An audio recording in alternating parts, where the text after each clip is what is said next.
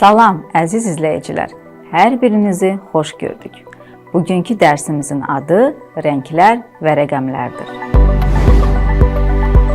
Xalçaçılıq xalqımızın ən qədim sənət növlərindən biridir. O, xalqın həm milli mənəvi, həm də maddi sərvəti sayılır.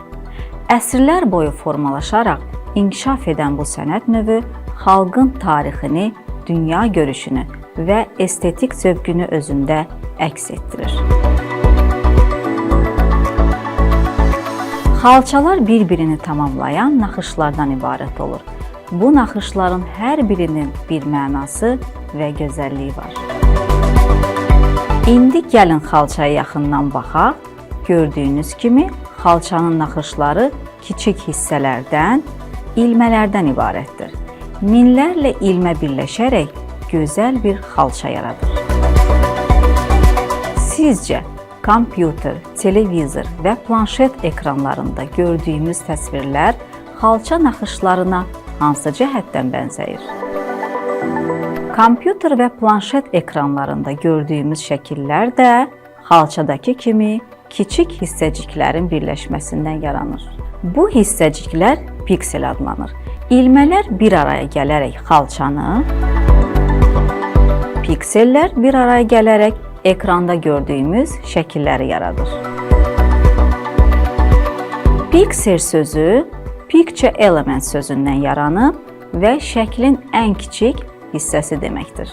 Hər bir piksel adətən kvadrat formada və fərqli rənglərdə olur. Bəzi köhnə ekranlarda piksellər kvadrat yox, düzbucaqlı formada olurdu. Müasir cihazlarda isə əsasən kvadrat formadan istifadə olunur və bu daha aydın görüntü yaradır. Gəlin birlikdə piksellərdən ibarət şəkillərə nəzər salaq. Bu şəkillərə baxın və piksellərin sayını təxmin edin.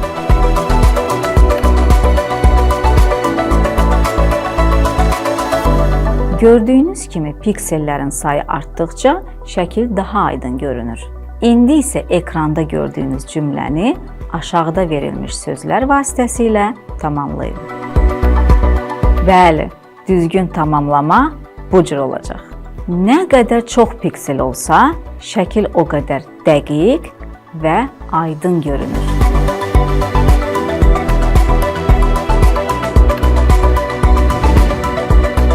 İndi isə maraqlı bir fəaliyyət yerinə yetirəcəyik. Bu fəaliyyət üçün bizə damalı vərəq, siz istəsəniz, damalı dəftərinizin vərəqindən də istifadə edə bilərsiniz. Sadə qələm, rəngli flomasterlər, pozan lazım olacaq. İndi isə birlikdə piksellərlə rəsm çəkək. İlk öncə kağızı 2 bərabər simmetrik hissəyə qatlayın.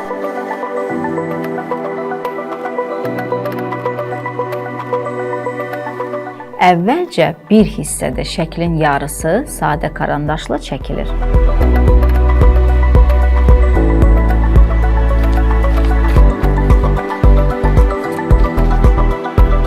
Mən kəpənək şəkli çəkəcəm. Siz istədiyiniz, məsələn, gül, gülənüz, böcək kimi pikselli rəsmlərinizi yarada bilərsiniz. Sonra şəklin xətlərinin keçdiyi kvadratları müəyyənləşdirir, onları uyğun rənglərlə rəngləyir və nömrələyir.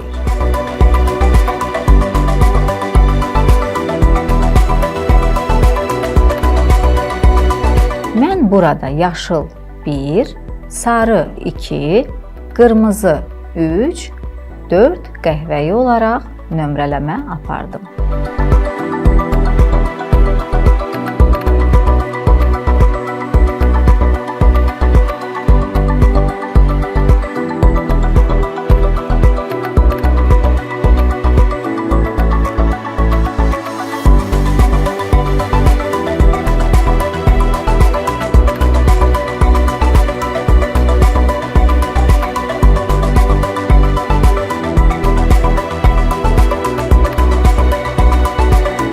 Sonra digər simmetrik hissədəki damalardan nömrələri qeyd edir və onlara uyğun rəngləyərək şəkli tamamlayırıq.